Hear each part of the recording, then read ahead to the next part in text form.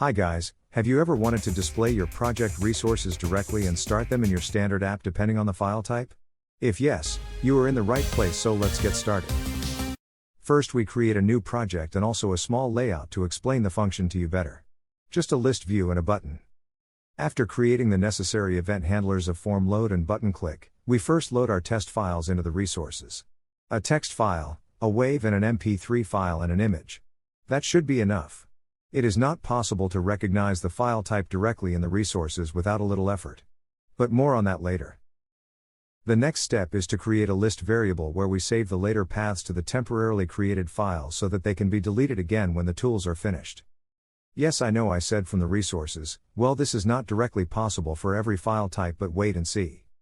Then we quickly create two required methods in the load event of the form that are executed directly at startup. I guess you can recognize the function by the name you chose, right? I will always explain each method after the creation, so you can watch in a relaxed way.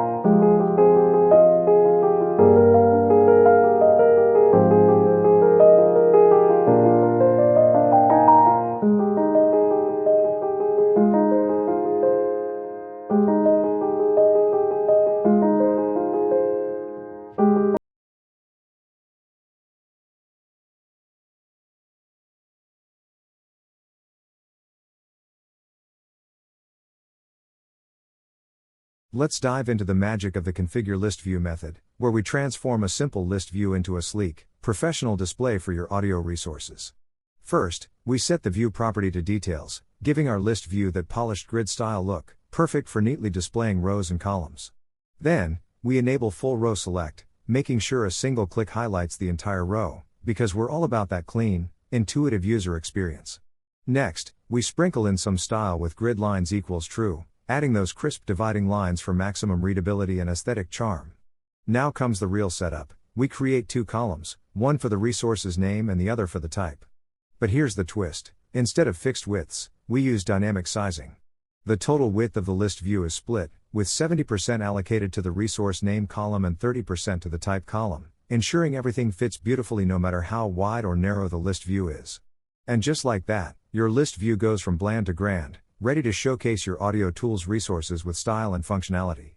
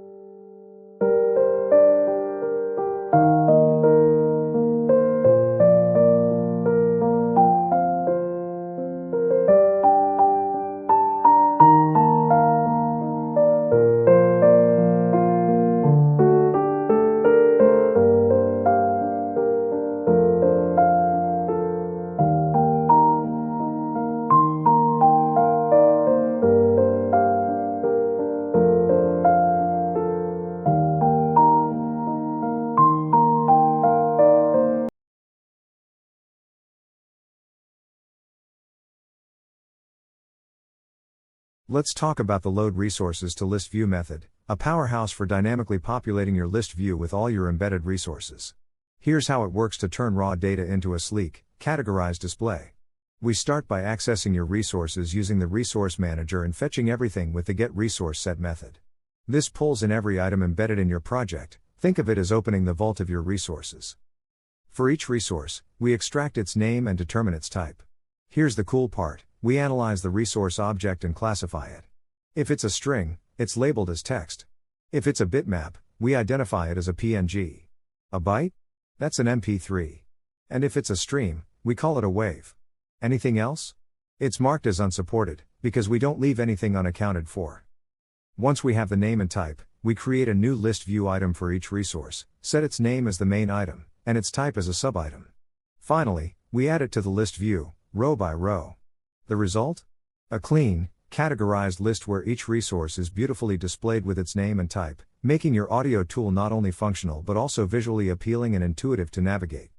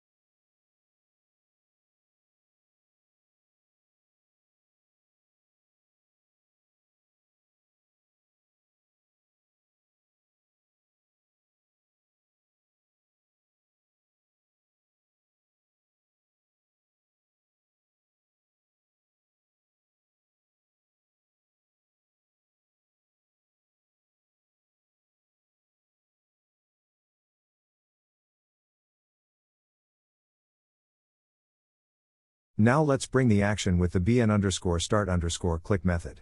This is where your audio tool comes alive and interacts with your resources in a seamless, dynamic way. Here's the breakdown of this brilliant method. When you click the button, it first checks if you've selected an item in the list view. If not, it politely reminds you to do so, because, let's face it, you can't play or open nothing. Once an item is selected, it grabs the resource name from the main text and its type from the subitem text. This forms the basis for creating a temporary file path in the system's temp directory, complete with the appropriate file extension based on the resource type. If the file already exists, we're good to go. It opens instantly with the default application for that file type using our handy open file with default application method. But here's where the magic happens. If the file doesn't exist, the method springs into action to create it. Depending on the resource type, it fetches the resource from Resource Manager and processes it accordingly. For MP3 files, the raw byte data is written directly to the temp file. For text files, the content is saved as plain text. If it's an image, specifically a PNG, the bitmap is saved in the correct format. For WAV files, it extracts the stream and saves it as a file. And once the file is created, it's opened immediately using the default app associated with that file type. If you attempt to handle an unsupported type, the method gracefully handles it by displaying a friendly error message, ensuring no crashes or confusion. And there you have it, a robust, interactive system that opens your selected resources with the right application, providing a seamless user experience.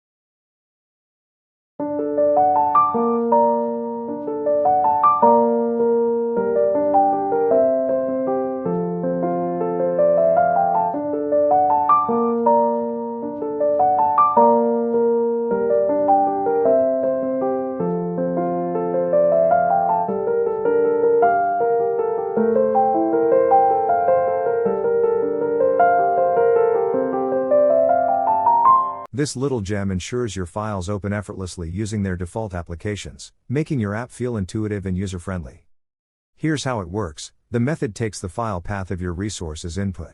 Using the process start class, it creates a new process start info object, where it sets the file name to the file path and enables use shell execute. This clever flag ensures Windows handles the file in the default application associated with its type.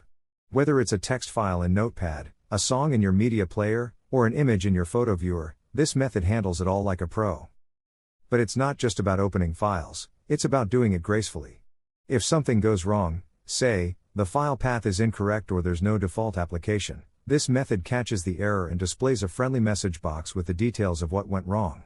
No crashes, no confusion, just clear communication to the user. With Open File with default application, your audio tool feels polished and professional, ensuring users can open files effortlessly with the apps they already love.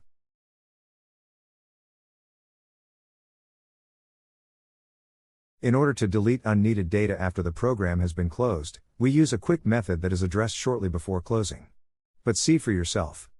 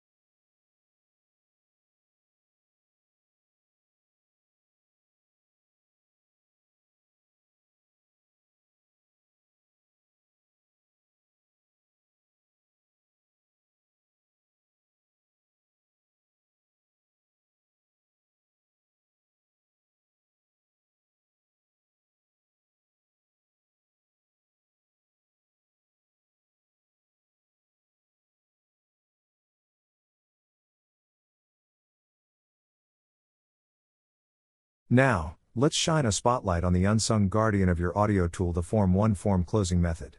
This method ensures that your application cleans up after itself like a true professional when it's time to say goodbye.